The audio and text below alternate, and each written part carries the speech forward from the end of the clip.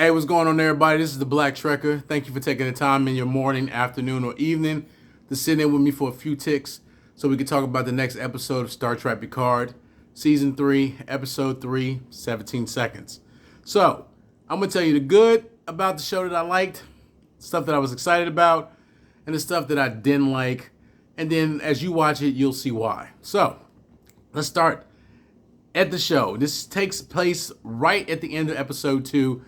The Titan is being pursued by the Shriek, and it's not letting up. This ship is badass. This ship has weapon systems that are clearly outmatched for the Titan to be able to keep up with. I mean, they're getting hit from the back, left, and right. And so the Captain Shaw, he doesn't know what to do. He's trying to evade this situation at all costs. And then it pans back to before. And before is an indication of before Captain Shaw was actually captain of the Titan. And it's going back to Riker and, Captain Riker and Admiral Picard, and they're on a holodeck. But the holodeck is looking like 10 forward Guinan's place on Earth. And so they're having a conversation, and Admiral Picard is talking to Riker about the fact that he's about to be a father. He's about to have their son, Thaddeus. And he's going to have his son full time. And he's like, listen, the great thing about your son is going to be, nurtured and cared for by a responsible, intelligent, loving, caring person that's wise. And so Riker's smiling like, yeah, boy, it's me. And then Picard was like, no, it's not you. I'm talking about his mother. And so that right there was a good moment. It was all chuckles, all laughs, all jokes. That was a great moment.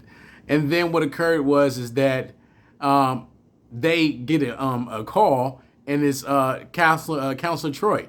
And Counselor Troy is like, hey, listen, I hate to interrupt y'all while y'all having y'all whiskey, but I need you to come and handle this baby while I can go take a break, because he just threw up. And she said something like 4 meters. I was like, 4 meters? That's freaking 12 feet. Get out of here. So anyway, being the captain of the Titan or not, being in charge of all these other officers on the ship, it don't matter. When it comes to what your wife wants you to do, you better get to it watching that child.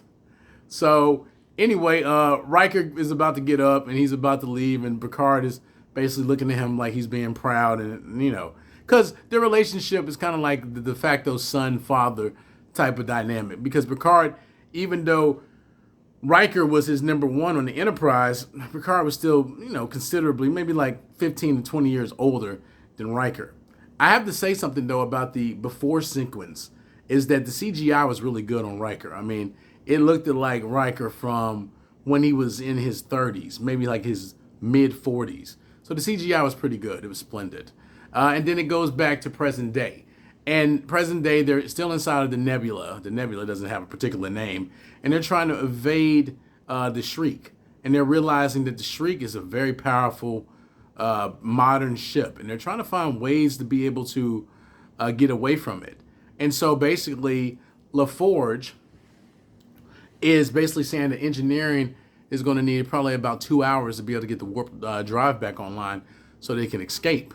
And so with that being said, Picard is talking to Riker like, listen, she's being strategic. Meanwhile, they're being attacked at the same time while he's talking. She's being strategic. She's strategizing. She has a plan, and Riker's listening to him. And Riker just tells Charlotte, hey, listen, we got to go deeper into the Nebula, so we can hide. We got to hide, Captain, because we can't fight. The Titan, as modern as it is not a warship. It's an explorer ship. So because it's an explorer ship, it doesn't have the armaments, it doesn't have the capability to really fight off the Shriek. So what happens is that Shaw complies with the request to go deeper into the Nebula, begrudgingly. But unfortunately, their rear sensors are offline, so they can't see where the Shrike is, even though they just went deeper into the Nebula, and now it's as if they can actually, evade them temporarily. So he's like, hey, listen, somebody go to the rear of the ship and look out the damn window.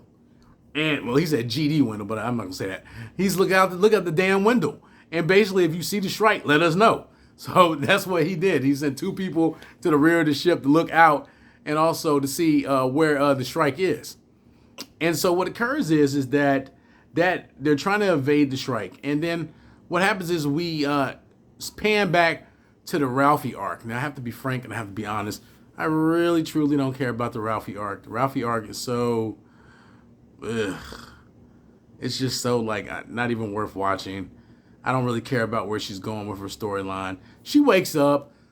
She's on her ship, the La Serena. And, which I got to say, the color that is red, it looks terrible. Saw La Serena, and there's Klingon music playing in the background. It's kind of like Klingon music / mixed with, like, the Federation music from First Contact. And so Worf he's doing his practice exercise with his mech lift, his sword. And so what happens is that she wants to sneak up on him with her pistol weapon, and Worf throws a dagger like, hey, stop it. Stop playing. And then she sees us like, oh, snap. And he's like, hey, listen, I'm Worf, son of Moog, part of the House of Martok. He was like the bane of the Duras family, the slayer of Gowron. You know, he was listing off all his credentials about who he was. And she was like, hey, you're a legend. Like, duh, it's Worf. And, you know, she was like, hey, JL, she didn't say JL, but she was like, the other legends told me about you. And I mean, you're really badass. You're really cool.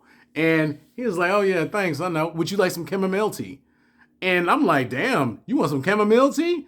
And she was like, okay. And basically he was like, listen, you know, I appreciate your work. Thanks for, you know, helping me out. But I'm going to find this dude by myself, because they find out that it's actually a human that's behind this. And so what they're like, listen, he's the one that paid for the actual Sneed dude to be able to get the weapon from the Daystrom Institute. But Worf was like, I think something else is going on. I think this is something worse coming. And so what occurs is that Worf is like, okay, we got to find this cat. So then it pans back to the ship, and this is where it starts to get good. It gets good because of the fact that finally Picard is able to have a conversation with Beverly Crusher. And they're in a part of sick bay. She's on one end, he's on the other end. And it's kind of silent for about 5 or 6 seconds. And then he's like, you know, what's up? Why you ain't tell me? And then she was trying to blame it on his lifestyle, trying to say, oh, well, because you're Captain Picard, at the time Captain Picard, and you were so famous, you had all these enemies, and everybody was trying to kill you, so that's why I'm not going to tell you about having a kid. And Picard was like, what? What you mean you ain't going to tell me I had a kid just because my lifestyle? And she was like, well, danger was everywhere. And basically she was it's a trope that she was trying to play on Picard to say that his lifestyle was so violent that it would have been inappropriate or a bad idea to raise his son around him. And Picard was like, come on now, that's not a good excuse right there. You made the decision not to reach out to me. That was dirty. And I'm glad that Picard stayed on her about how dirty that was. That was no excuse. And then she was like, well, yeah, I didn't want you to be just like your father. And the funny thing about it is that this is the mindset and the mentality of a lot of modern 21st century ladies. They have the same mindset. They don't tell fathers based off of what they tell them in confidence. And Picard got on her and was like, listen, I told you that in confidence. You can't throw that back in my face. You don't know what I would have been. I would have been a way better father than my dad was. And he was like, you should have told me, man. You should have, let me know what was going on. And she was just like, oh, I couldn't. And he was like, I could have been a better father. I could have been a husband. But you took that from me. And you know what? He was spot on. And I lost some respect, major respect for Dr. Beverly Crusher, because that was outside of her wheelhouse. She shouldn't have did that. Generally, she was a lot more caring and empathetic back in the day when she was on a TNG. Yeah, that was dirty. So anyway, we go back to the arc, and what happens now is that, they're being consistently attacked by the Shriek. The Shriek is staying on them, firing torpedoes. They're trying to evade, going deeper into the Nebula. They're looking for them. And at the same time, something curious about this Nebula is going on. The Nebula is giving off some kind of eruptions. The eruptions are releasing a pulse of electronic energy and also biological energy. And I'm thinking, biological, is this Nebula alive? Could that possibly be the case? Now, of course, the sensor readings are inconclusive, but nonetheless, something to speculate. So what occurs is that they're going deeper. The Shriek is attacking, and what they're basically saying is like, okay, Shaw is like, man, I don't know what to do. We're trying to evade them, firing torpedoes, trying to get out of there. And then what happens is that the Shriek fires some photon torpedoes, and it really hits the ship and messes it up. And Shaw goes flying. Now, a lot of other YouTube channels have said that Shaw was going to get killed. I didn't think he was going to get killed. I thought he was going to get messed up. And lo and behold, he got messed up. He got jacked up. He was leaking from the mouth and bleeding. And so 2 crewmen helped him up to his feet. And what occurred is that it was determined inside of his leg, a bone was sticking out. Real serious. Really serious now in this century, but not so much serious in the 25th century. They got the technology that can heal that relatively easy. And he was like, you, he was pointing at Riker. You got us into this. You get us out of this. And so he was like, computer. And he changed his authorization codes and his command codes over to Riker, making him pro-temple captain. So that means that captain, he's technically captain now of the Titan again. And he's like, get us out of here. Because he realized that he wasn't in any kind of real functional capacity to be captain of the Titan. He's going to be in sickbay. And he relieved 7 and 9 of duty. So therefore, it's only Riker that is the next logical choice. And so Riker took command. And Riker did something that was pretty interesting. He fired a photon torpedo out the rear. Because again, it was being attacked by the Shriek. But the Shriek didn't perceive them as a danger. So they were just chasing them slowly. And there's like, listen, we're going to just finish them off. So what occurred is that they fired the photon torpedo. Riker was like, hey, Admiral, can you fire a phaser beam? And before Riker even finished firing the phaser beam, the photon torpedo got close enough to the Shriek and it created a concussion blast. And the concussion blast knocked the Shriek back like, I don't know, a couple 100 miles. And it was disoriented. Very good strategy. Good call. Now, the only problem I had with the scene was that I would have had a couple of photon torpedoes following after that initial concussive blast so they could have kept hitting the Shriek twice or 3 times. That's just me. Anyway, so we pan back to Metalis Prime. Interesting, the showrunner's name is Terry Metalis. And we go back to Metalis Prime, and they're looking for this human. And the human, Worf and Ralphie, are looking for this human that was actually the real mastermind behind the actual plot. The person that actually played Sneed for the actual job to steal the portal weapon from the Daystrom Institute. Again, I said this in previous videos, that the Daystrom Institute got some seriously lacking and woefully inadequate security procedures if they friggin' state-of-the-art weapon systems that should be held by Starfleet Intelligence or the Section 31 should be freaking like classified. They got some weak security. I just gotta say that. Anyway, so they locate this human and he's on Metalis Prime. He's walking around, nonchalantly. Ralphie is talking about Worf's garb, saying, oh, what is this, beheading day? And he's like, you should focus on the mission or something like that. And he was like, she wasn't paying attention. She's trying to throw on Worf's attire, and she almost loses the human. She almost loses dude from talking smack to Worf. But Worf is a hunter, and he also is really good at tracking people. So he catches up with old boy, and he slams him on the actual ground. First slams him on the table, then on the ground. Excellent job by Worf. Way to go. And so a couple seconds later, they got him in a secret location, and they're interrogating him. Ralphie's trying to interrogate him, and Worf is playing like good cop, bad cop. And Ralphie's basically like, listen, you're a junkie and you need this high and you're going through withdrawals and everything. And Worf is just peeping him out, just observing him. And he's like, listen, I used to be irrational like her. I used to be violent like her. But, everybody, we're all the same. We're all dealing with the same issues. So basically playing good cop, bad cop, trying to rationalize with the criminal, letting them know, like, listen, she gonna try to mess you up, but I'm trying to help you. So it goes back to the Titan.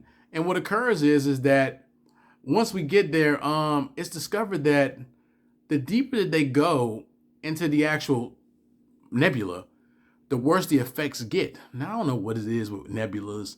Like every time some ship goes into the nebulas, it's like a very bad place to go. They need to have all nebulas in the galaxy as written as hazardous objects. Do not enter.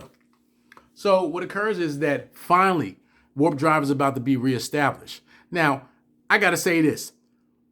Captain Shaw makes LaForge in another instant relieved of duty so they can go sleep. That's before he changed over command to Riker. And so Ensign LaForge decides to go over to, or Lieutenant LaForge, excuse me, decides to go and see Annika.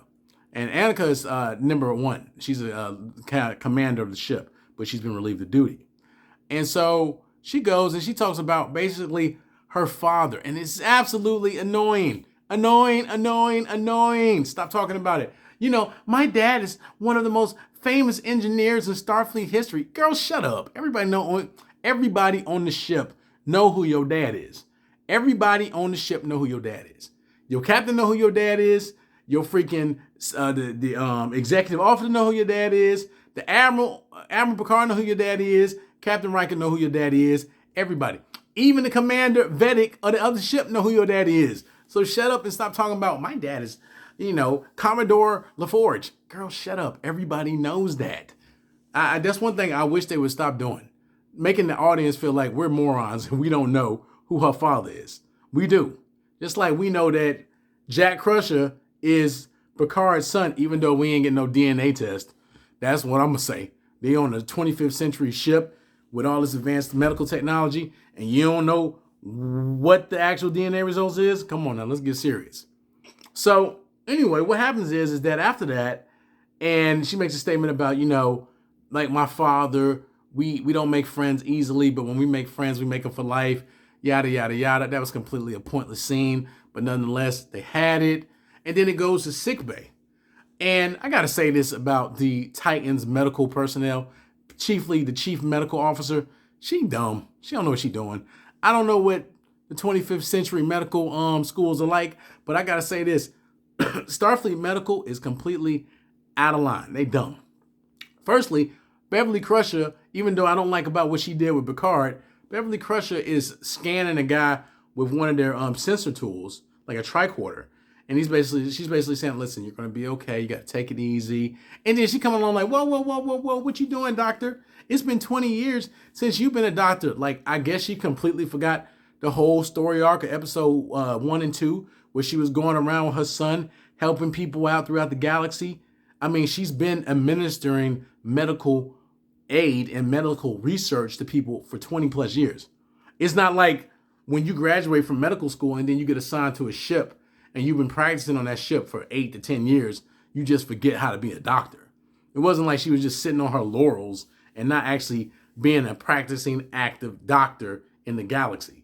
So I just got to say, that doctor of the Titan, she's a moron. Just going to throw that out there. So then you get to the next scene, and this next scene is where we're back at sickbay again. And guess what? Guess what happens? Captain Shaw, he ain't doing too good. He hemorrhaging, he's shaking, and he's coughing, and he's in pain. Now, the dumb doctor, the one who's in charge of the Titan, she don't know what's going on. So Dr. Crusher comes along, and she's like, well, maybe he has internal bleeding. Oh, the scanner didn't say that. Duh. And she was trying to get Dr. Crusher out of the way, and Dr. Crusher was like, move, dumb shit, get out the way. And she started poking. And then when she got to his midsection, he was like, oh, he was in pain. That verified that he was having internal bleeding. And then they rolled him onto his side. And then Jack Crusher was there. And Captain Shaw was like, how is she tracking us?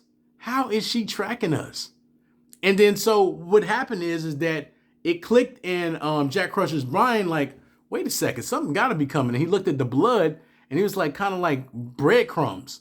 It's got to be some kind of breadcrumbs. So what he did was he tried to go to the bridge. I don't know why the bridge would be like off limits for him to be able to go there to talk to, Captain Riker, but whatever. He goes to the bridge. He can't get access to the bridge. So then he goes and talks to number one, Annika Hansen, 709. And then what happens is he's basically like, listen, based off of all your experience, this is why would be a good first officer, is how would they be able to detect us, in a non-obvious and invasive way, non-invasive way. And she's like, oh, Deuterium, it's used for the warp core. And then she was like, it must be leaking. So when they find out that the Deuterium is leaking. They open up one of the access panels and it sees that it was a phaser blast. So that was intentional. Bam. So that means we got a saboteur on board. So then Annika contacts the bridge and says, hey, listen, we're leaking Deuterium. That's how they're tracking us. And on top of that, we probably have a saboteur. And Picard was like, a saboteur on board? So what they do is that Jack Crusher is in one of the areas where the Deuterium is leaking. He has on an oxygen breather mask. And then she goes to the other end where the second part is leaking. And she goes to go seal that. And then out of nowhere, this guy, this human dude come along, picks up freaking Jack Crusher and throws him like clean like 15 feet across the room. Now listen, Jack Crusher like $150, maybe $180 at max, you know, and he threw him across the room. I was like, dang, dude is swole. And what happens is that when Jack Crusher was on the ground, because there's leaking Deuterium, which is hazardous to humans, and the dude's face changes. And I was like, oh shit, that's a changeling. It's a changeling on the ship. They infiltrated the ship. So then we go back to Worf, and then the dude is like, he's like, how long has it been since you've been with the Great Link? And then Worf is like, he's a changeling. He was like, and Ralphie was like, kind of like, whoa, what's going on? And he's like, oh yeah, he's a changeling. He's from the Great Link. And he was like, I remember a very honorable changeling. He's talking about Odo from DS9. And it basically shows that the changelings, for whatever reason, have beef with Starfleet again. And so this is interesting because the Starfleet shouldn't have any kind of issues with the Dominion because the Dominion signed a peace treaty. And the peace treaty basically said that they was going to stay on their side of the galaxy and the Federation and all the Alpha Quadrant powers would stay on theirs. But apparently that's not the case because then Worf was saying that there was a faction of changelings that didn't agree with the overall logic of the Great Link, which I'm saying that's kind of hypocritical because all of the changelings was in agreement that the war was over. We don't got no more beef. And Odo was the de facto leader of the changelings. So what occurs is that Annika gets in contact with Jack. He's not answering, so she eventually discovers that he was unconscious, and he saves his life, takes him to sick bay. And what happens is that Riker and also Picard are having a little bit of difference of opinion about what the strategy should be. Picard is saying like we should stay and fight because she's not going to expect us to fight. Riker, he's acting all scary and weak and shit, talking about we need to run. And when they got to the edge of the nebula, they were about to activate their warp drive, but the changeling connected a bomb to the EPS conduit, blew that up, and then all of a sudden their warp drive is finito, gone. So with that being said, they don't got warp no more, and unless that's going to take a couple hours to fix. So they don't got warp no more. And so what happens is that the Shriek is behind them and fires some kind of unknown weapon. It opens up a portal.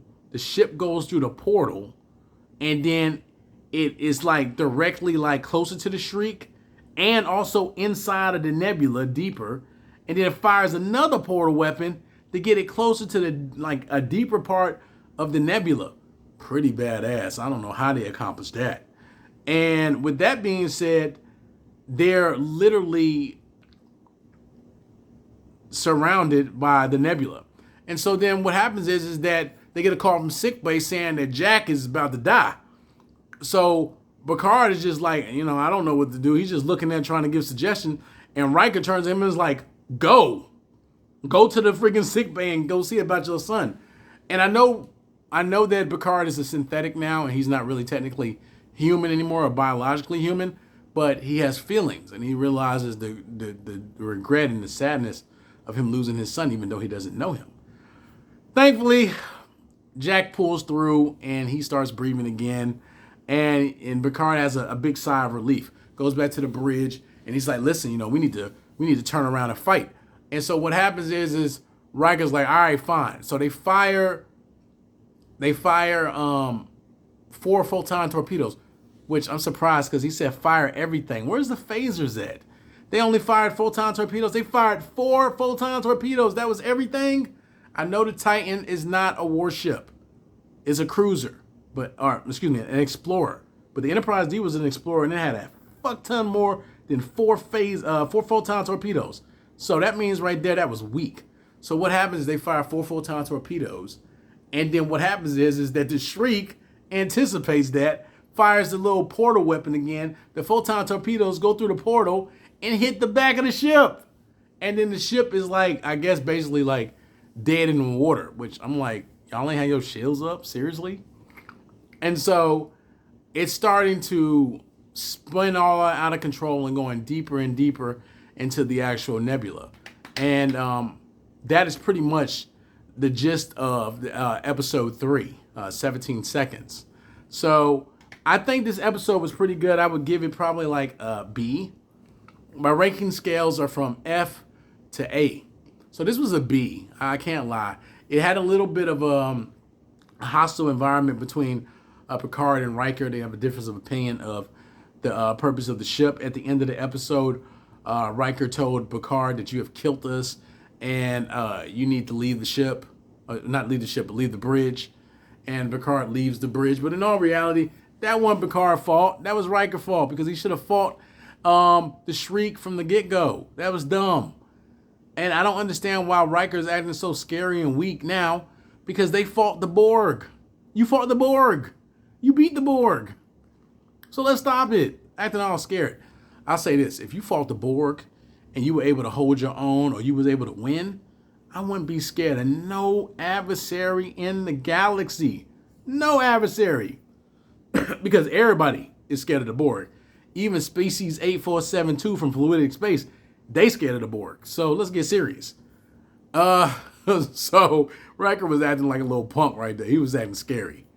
But he was kind of acting like Shaw, which with his experience, I would have not thought that.